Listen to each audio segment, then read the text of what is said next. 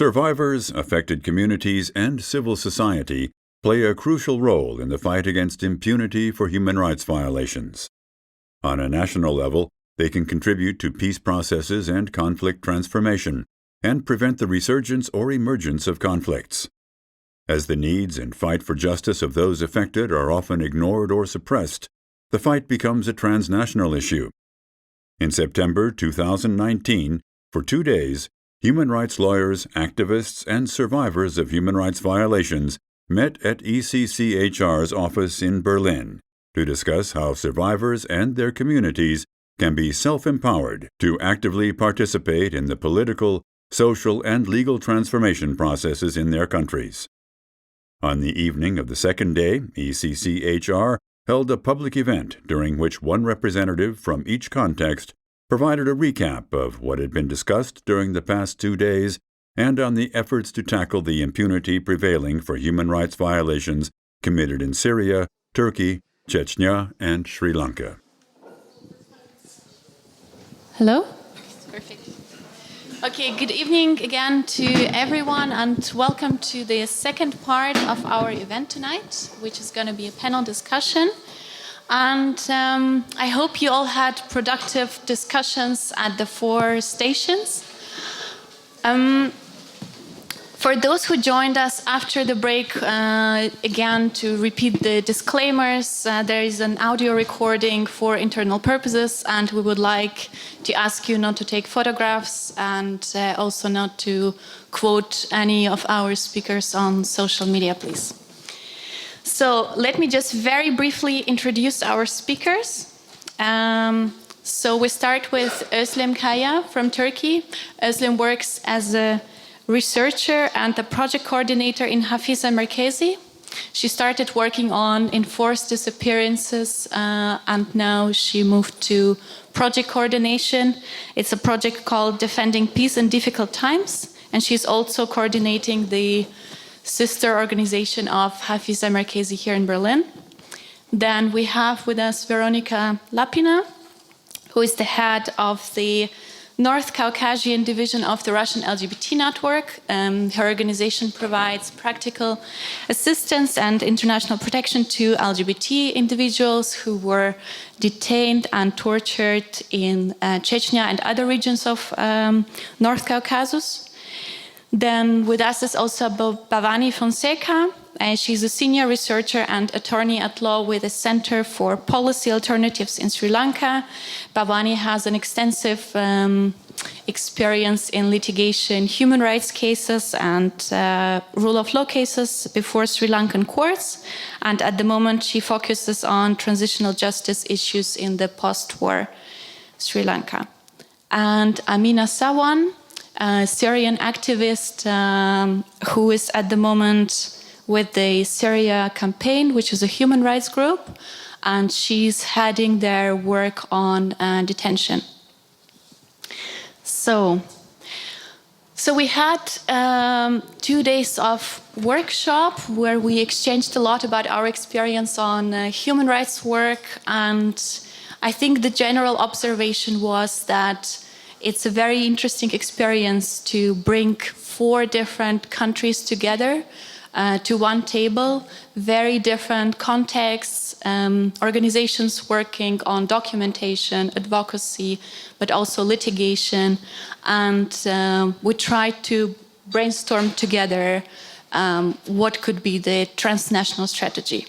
So I would first like to ask all of you, what was your experience of this transnational dialogue? Is this something that could help us to find overall strategy and to strengthen the solidarity within the human rights movement?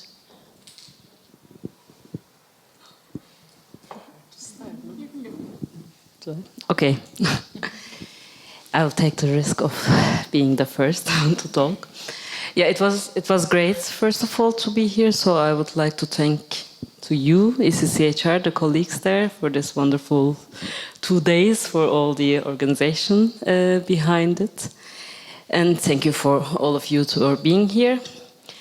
Let me tell you first briefly also in Turkey how we approach this transnational issues or this internationalization. In Turkey, it's the political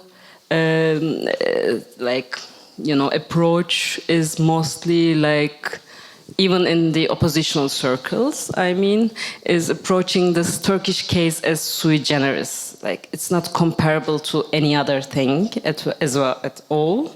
This is happening only here in Turkey, and so we don't have anything to learn from any other contexts. Or the recent one is bringing this international perspective as with this understanding of one fits all. Like, so we continue, there are quite many public panels where we are listening international experts coming and telling about the situation in their own contexts, but we don't really relate with them at all. So this is this transnational approach for me, from my perspective, is not these both two ends, but something in between. For all these things that we kind of discussed within the last 2 days, for example, like it doesn't have to be compared context in its specificality, but it can be learning from some methods from each other. So, for example, like our partnership with ECCHR is mainly on this, as their expertise is on it, like transnational litigation. So this is a method that we can only do or try in partnership with these actors, or partnering up to reach some international bodies is also kind of an approach.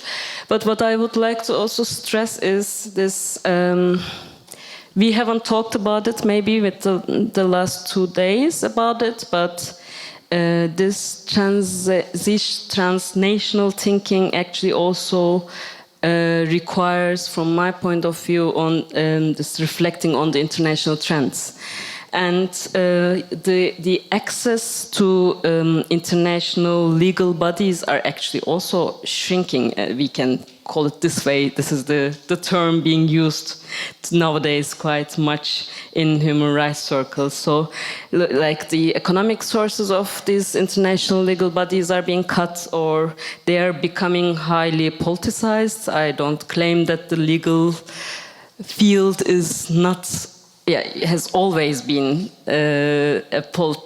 highly politicized, but it's becoming more and more politicized. And, for example, they're not interested in taking the cases. We are facing it with this European Court of Human Rights cases. Quite many inadmissibility decisions are being made. So, how will we fight against it? We need to form a fight all together. I'm not telling it about this for context, for countries, or for organizations here, but in general, it would be nice to keep this as well in mind to, build up a transnational struggle as well. Thank you very much. Any other comments on our... Yes. Thank you again. And I think when we're looking at transnational and from a Sri Lanka perspective, we did this when we did the 10-minute quick speed dating concept. What I think I missed maybe in some of the sessions to discuss was we did look at other countries, other examples, how they were able to keep the issue, the justice accountability issue, alive using different avenues. So looking at what worked, what didn't work, and I think some colleagues are looking at those as we speak. It helps to know what's out there, what's been tried and tested, what may have failed in the past, but what we also did in the last 2 days is also looking at more recent developments and how do you maximize windows, opportunities. So in a way, I think it's an evolving subject, and I think it's very important to also realize it's also context case specific. So what may have worked for Sri Lanka may not work for Syria, or we could exchange ideas, and that's what we've been doing with some of the colleagues about strategies used, some of the ways we work together. But end of the day, I think it's also just being inspired by ideas. And I think that's important. Because many of us, we fight in the trenches. We're doing the day-to-day. It's responding to emergencies.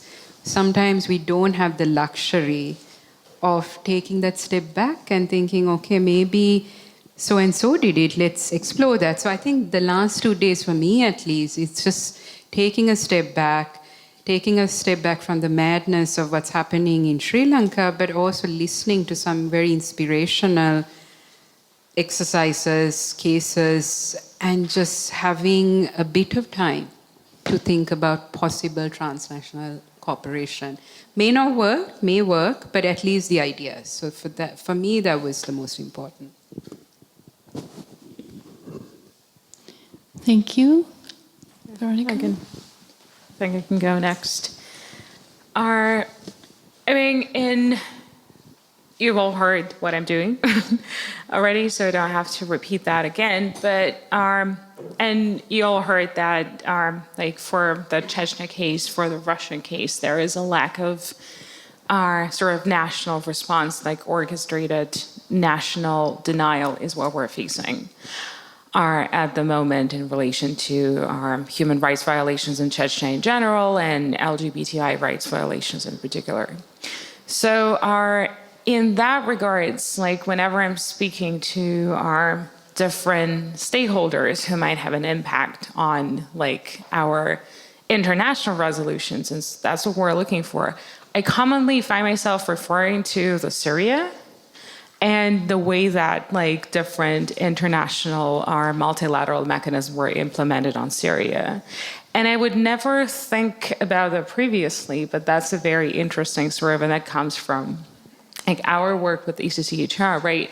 Before that, I would never think about that this would be an example I would be referring to, because from the first sight, it's such a different context, right? If you're not getting deeper into what's happening in the two are like in one country is in a war and in a crisis, and then one small region in Russia is like there are people like a civil society, not civil society, but the civilians are facing an orchestrated attack from the government. But then you actually, when you look deeper into that, like even like the torture practice are exactly the same in their description and testimonies. Even the struggle of the people having to flee their own country and never intending to do so, that's a very close similarity. And I think that what sort of this transnational perspective and such meetings and such discussions give to us is that we actually understand better, like that our context is very sort of relatable to the context that we never actually thought about existed. Thank you very much. So maybe just to give an example of one of the topics we've discussed in the workshop about what kind of lessons can we learn from each other. We've discussed the topic of extrajudicial effects that you can achieve by maybe non-legal tools. So we work a lot in our offices, in courtrooms. This is where the struggle takes place. But how do we actually have a bigger impact? So this is where I think we have shared a lot of great experiences. Maybe you would like to elaborate a little bit on this. Thank you, Yaro. I also echo everyone about the similarity and also the differences that makes every single experience as it is unique. Thank you for being here today. I really learned a lot from my short presence, although. And that brings me back to your question, Yaro, about the non-legal tools. There is a lot of steps to be held and to be taken before we reach our ways to the trials rooms, and that, as we all know, the first thing that we as Syrians start with is naming perpetrators. it's really important for the families of the disappeared and the survivors to be able to see that they owe the narrative, the real narrative of them. The stories of their beloved ones should be heard, not only in trials rooms, that seems a little bit quiet distance for now, but also everywhere in front of UN agencies and UN Security Council, on the top of media outlets, first pages. It's something not to be pushed back by other priorities going on around the world. In our daily work at the Syria campaign, we get the honor to work with several groups of families led and also survivors led. The stories that we hear every day and we get to back them up to tell are fascinating, very inspiring. I can't tell how many times I get inspired by these women. Working with these women and also men has been very. I feel like I'm not the person that's supporting them, but they're the ones who are supporting us. And I would always find it important for them and for me, going back to your transnational question, to hear from other expertise. The families of the disappeared in Syria find it really important to get connected to other conflicts in Bosnia and learn from it, hear from the victims in Bosnia and hear the difficulties that they are facing. The families here also have similar difficulties, but also changing from one to another, from a Syrian family who's based in Syria and can't speak for their beloved one, to a Syrian family which is based in Lebanon, and their priority and approach to justice is also, of course, different from one's in Germany. The most important thing is having always a victim-centered approach to be able together to work with the families and the survivors. Thank you.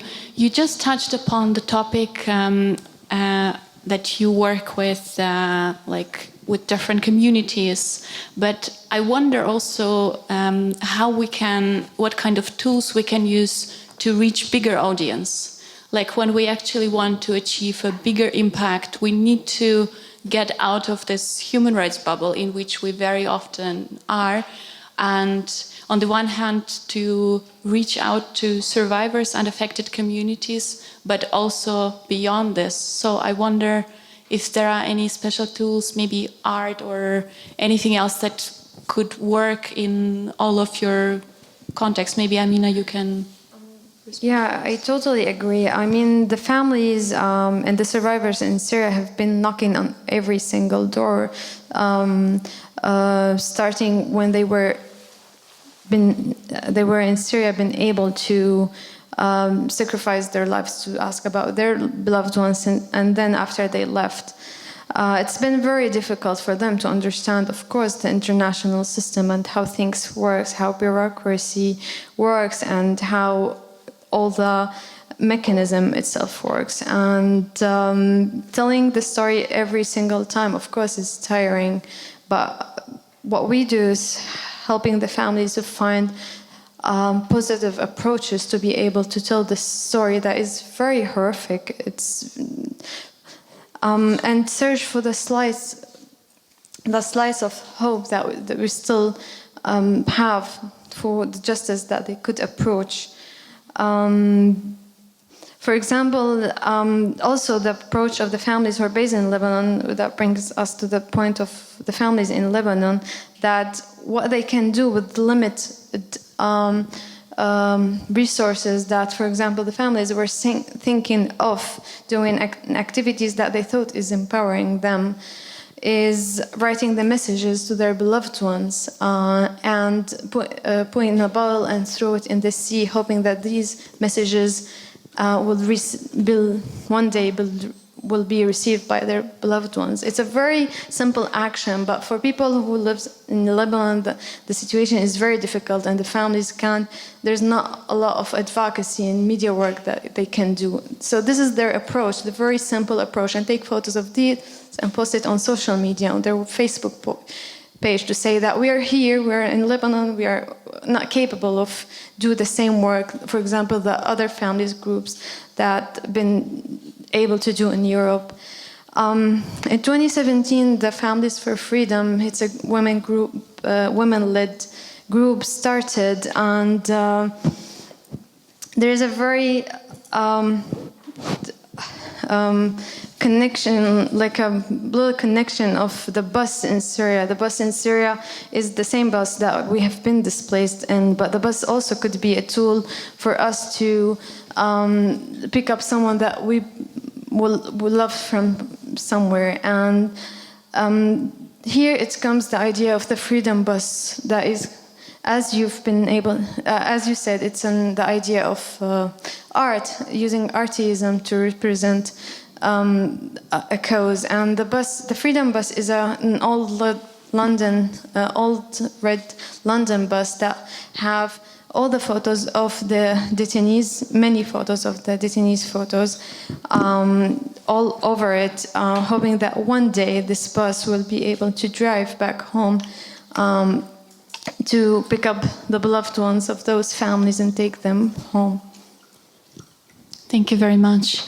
Babani, you spend a lot of time in courtroom. How do you get it out there, the message? How do you reach out to people?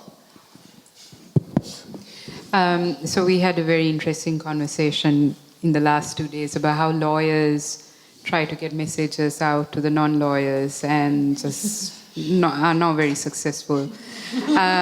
Because we love the legal jargon, and we assume everyone understands the legal jargon, when some of us also don't understand the legal jargon. What we've done is looking at tools that different groups would pay attention. So one of the things is social media, Facebook, Twitter, to get quick messages, live reporting of particular cases, using visuals, so it's not narrative heavy. I mean, it's not word heavy, but having pictures or infographics to simplify messages, to make it more accessible. So what we've, when I say we, a couple of lawyers, civil society groups, is just trying to think of more creative forms of getting messages that, we would talk about possibly enforced disappearances or torture, but really it's in a human rights language. So how do you then, or in Sri Lanka we had in 2018 a constitutional coup, which, when you start talking about it in terms of legal jargon, you just feel people just blank out. And with that particular incident, we were in court, in the Supreme Court, for several weeks. And what we realized is, organically, there were people who created Twitter accounts which were not linked to any individual or any institution, but it was Twitter handles which just reported what was happening in terms of court proceedings in a non-legal manner. And this was a time where Sri Lanka was possibly confronting its biggest challenge in the post-war context, where the president arbitrarily dissolved parliament, appointed a prime minister illegally. So we went to court to challenge this. And it was untested territory because it was a new Supreme Court Chief Justice. But what we felt was this was a moment of national importance. People needed to know what was happening in court, where cameras were not allowed. People could report, but mostly the reporting would be in the next day. But of course, most lawyers don't think of creating ways. Some younger lawyers, I think, created a few Twitter handles which just reported on what the submissions were, because there were several lawyers making lengthy submissions. Lawyers never keep it short. Lengthy submissions, but they captured it in 140 characters. So what would have been said in 45 minutes somehow got into 140 characters, maybe 2 or 3 tweets. But they got the essence of the message. So what happened was this Twitter handle, which started in October, suddenly got thousands of followers and then multiple Twitter accounts. So it's not one Twitter account saying one thing. You had multiple and possibly people sitting near each other reporting. No one really knows who these are. But it was an unbiased reporting of what was happening, which really got traction. So then you saw media, well-known media personalities, retweeting or using that data to report. So it was just something that came organically, I think purely because there was frustration about even media entities having their own agendas when reporting, but also having a tool that connected with people who didn't want to get lost in the jargon, didn't want to know all the details, but just the key stuff. So the Twitter handles was one way I thought still continues to have some impact when it comes to even some mundane proceedings. But the other one is making it visual. So courtrooms, for example, they don't allow cameras in. But when you have people walking into courtrooms, when it's well-known personalities, there's interest because people want to know what happened. Why is that person in court?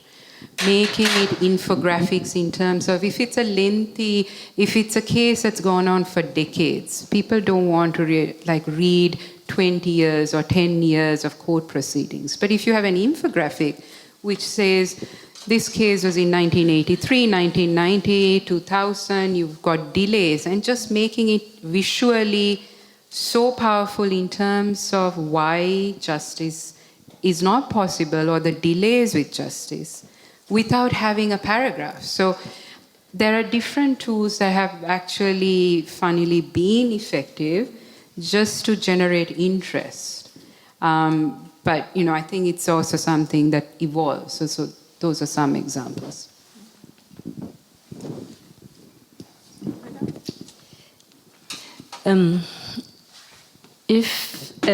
Because I told all of you now during our first session that kind of the legal struggle is kind of stuck right now in Turkey.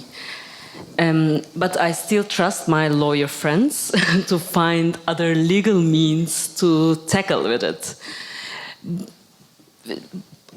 While doing it, at the same time, what we should do maybe is trying to show survivors that their truth doesn't have to be proven legally to be acknowledged. So we should do our best in various different ways to disseminate that truth that they would like to be proven also in the court cases. So all these examples that you gave, of course, some of us, we also tried, and we are monitoring all these trials, and we are trying to work with, for example, journalists in order exactly to get into our professional legal and human rights fields, language, because they have their own language to be able to maybe reach a wider public.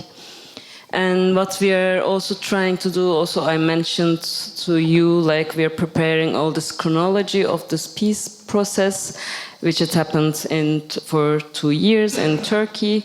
We are also doing these chronologies of the legal cases as well. And what we plan to do is putting these 2 chronologies in a row to show people how politicized also these cases are, how these legal proceedings continued when there was a politically conducive environment, and this was peace process in the case of Turkey, and how they failed afterwards. And we are working also on a documentary right now, and documentary filmmaker, is also following these cases with us, talking with the survivors themselves, talking with the lawyers as well, who are following these cases, and will make an artwork, I can name it as such, like afterwards, that will hopefully reach more than our own general audience. What I want to stress at the very end is also the fact that survivors themselves are also using extrajudicial methods, almost always. For this, for the judicial, forcing the legal field is kind of a must for them. They need to go to courts, they need to do it. But they're also themselves using some different methods. For example, I will give the example also from Turkey again. You should have heard about the Saturday mothers, the relatives of the disappeared, who are continuing their weekly vigils, who started their weekly vigils in 1995, who had to unfortunately stop it in 1999 because of this police brutality against them. And I also told you about this conducive environment in 2000s where all these cases were opened. And the first thing that they did was getting out on the street again. And they took up, the place that they were holding.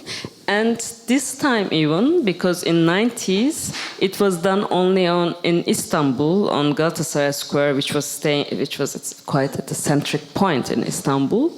And in 90s, maybe it was not possible to do it in the Kurdish-dominated cities. But in 2000s, what they did is they started these vigils in 4 more cities. So, they kind of, their struggle expanded as well in the public field. So they are all, we are doing it in our own way, and I just wanted to remind that actually the survivors themselves are doing it as well in with their own means. Thank you very much. So, Veronica, also to get your reflection on this, going out to the streets, making art, putting things in context, is this also something you do to bring it out to the world as a bigger message? I think yes. Yes would be the short answer. This would be, I think, just like a summary to all of my colleagues has said here. It's just there are so many means of communicating the messages, or different messages to different audiences, right? And I think the bigger point would be just look at your audience and look at who are you talking to. And talking to survivors would not be the same as talking to our legal teams and to international community. And within the international community, that would be our civil society actors and the general population who have literally no expertise on the region you're working in. And so as you understand what kind of audience you want to work with, you will get the sort of idea of what you would want to communicate to them.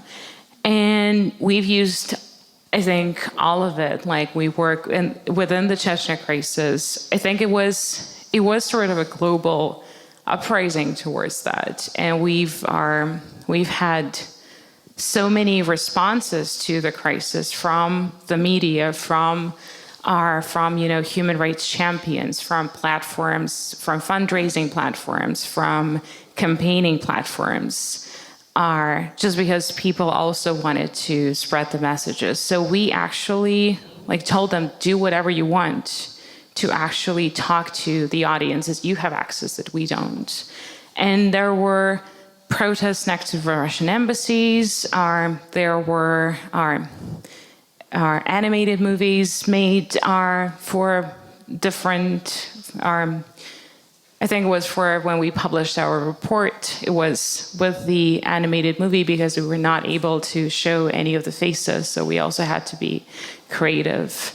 Our people wrote postcards to support the refugees and the survivors of tortures. It's everything, and like every single meme that you're thinking is like too creative for whatever message you would want to communicate in your job is actually not too creative. It's just like the perfect way to go. Thank you. I feel like all of you mentioned survivor's perspective, like how important it is to keep survivor's perspective at the heart of our work.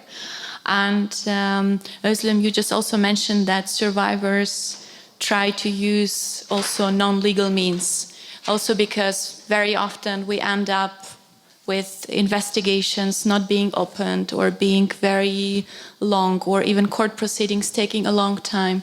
So I wonder how we can manage expectations of survivors, and also how what kind of alternatives can we offer as alternative to legal means, because sometimes we are just stuck and we cannot exhaust any more options. Anyone who feels like answering? On the non-legal. Yeah. The lawyer answers the non-legal. No, look, I rely on the legal processes because that's something I feel has given tangible results. That said, one of the reasons we're still fighting for accountability is that we've got a long way ahead and there's been many setbacks. But, couple of things we've been doing in Sri Lanka, and there's, I would say, if you look at Sri Lanka, most of the violations we've seen in the last few decades, from disappearances to torture to sexual violence to displacement, land grabs. It's end of the day with particular issues, it's also ensuring that victims, survivors are very much engaged in the process. They are driving the process, they're involved, and that also comes with its challenges because it's not a linear process. That it becomes very messy. It becomes, you need to take time, you need to have different conversations.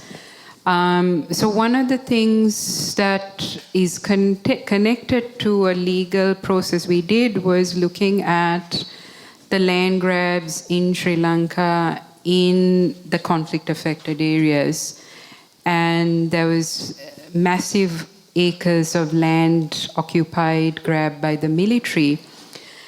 And so there were a lot of protests, there was media attention, but that didn't make much tangible difference on the ground in terms of people continue to be displaced. So the conversation was then, should we also look at all the avenues from complaints, keeping the special procedures informed?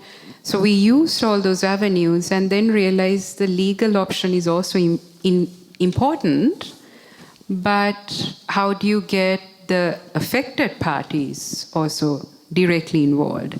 So what resulted was, in this particular instance, we have the biggest class action case in Sri Lanka on this particular issue because it's the parties directly affected who went to court. But they didn't stop at court proceedings. They used other avenues too, from protests to complaints to meeting officials. And that multi-pronged approach and with political changes as well in Sri Lanka, and those who paid attention will know there were political changes in 2015, we were able to get some of these lands released. Not everything, but significant amounts. So one case where we were in court for 10 years in the east of Sri Lanka, which was both a military occupation but also a special economic zone, after 10 years in the Supreme Court, after different protests, complaints, all of that, they were able to go back. Now that's a success in terms of different strategies being used. But I was just listening to your comment about the documentary. A documentary was done to show the process, the different processes, but also the social change, from displacement to rebuilding, to returning to one's home. And what was very good when non-lawyers do this in terms of messaging and visuals is they used festivals, local festivals, cultivation. So the first paddy cultivation after 10 years, going back home, going back to their land. So that's more powerful than saying we won a case in the Supreme Court. So it's about how you get messaging, how you get the communities directly affected, involved, and they're in the center of all these processes. So I would say, don't leave one out, explore everything, and just keep at it. And that's something we were talking about, keep at it. Because sometimes it takes decades, sometimes it takes longer, but it's looking at all options, not just one avenue that helps. I just have a follow-up question, because you, at your station, you also mentioned this transitional justice measures that were part of this resolution from the Human Rights Council, the Truth Commission and the hybrid court. Is this something that survivors community look forward to, where they feel they will be part of it, and this will actually also be something to bring about the social change as compared to one single judgment? Yeah, I mean, look, to be very frank, what's happened with Sri Lanka and the fact the issues have been kept on the table is because the survivors have been very much out there, and it's their resilience. I mean, we are kind of in the background in supporting that. You need that voice very much out there. But again, it's when you talk about survivors, it's not, again, one perspective. You have different perspectives. You have different views. You have contestations of views. And so when I spoke about what came out of the Human Rights Council, there were, and there continues to be, some who oppose that process. They said that's a sham. We don't want that. Because that's something going back to Sri Lanka. We don't believe anything in Sri Lanka. We want something else outside, like the International Criminal Court. So I would also be I think we also need to be mindful that it's not one perspective. There are contradictory views. Sometimes it gets extremely contentious. So for example, with the transitional justice mechanisms, one of the institutions that's been set up is the Office for Missing Persons. And that's to inquire into thousands of enforced disappearances in Sri Lanka over the decades. This is not just something that happened during the war, over the decades. But there are also protests by victims, by survivors who say, by victims, by families who say, we don't want to engage with that process. But then there are others who actually go to these mechanisms. So, again, as I say, it's not linear, it's much more complex than saying, do they like it, do they accept it, do they support it? There are also those who say, we don't want this. So I think you need to take it in that light. Thank you. So because we would like to keep some time for questions from the audience, I would like to ask you to keep it a little bit short. So whoever wants to respond. Just briefly something I would like to say. We were talking today or yesterday about this managing the expectations of the survivors, because especially concerning these legal cases, because they might not, reach this positive outcomes and stuff. What I want to underline, and we also talked about it together as well, is that actually survivors themselves are very well aware of what they should expect. They are more than us aware of the state and what extent it can, execute its power on them.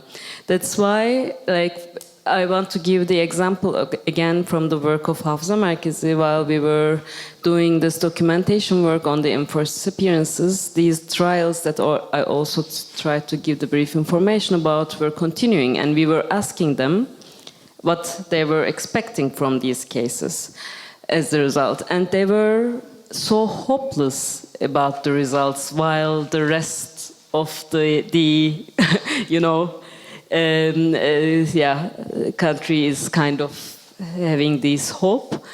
But they were still the ones who were going to the courts, being present there, and looking at the faces of the perpetrators, telling their truth to them, even in the case of Turkey, not on legal terms at all, not even in Turkish at all, in their own mother tongue, in Kurdish, and this was quite crucial for their struggle for justice. So we also talked about being in partnership with these survivors organizations, because of many different reasons. But the one also we mentioned while talking in the workshop is, to stay focused, concentrated, being on the track. We need them as well, because they are actually the ones who are not losing track. We might sometimes, so it's always, I feel, important to remember that, they will continue, they're continuing their struggle, they will. And this also, for example, the Saturday Mothers demonstrations that I told you now are not being continuing in 5 cities right now. In 3 of them, they're wholly banned, and 2 of them, they're not allowed to get out of their organizations. So, but they still continue, and they are telling how to hand their struggle to the other generations and the 3rd generation of the survivors on the street. So, this is what I just wanted to also underline. Thank you very much. Maybe now we can open the floor for questions. There are not many, 4 countries. So if you have country-specific questions, please let it be a question and not a very long input. Thank you very much. Produced by European Centre for Constitutional and Human Rights with support of the Robert Bosch Foundation.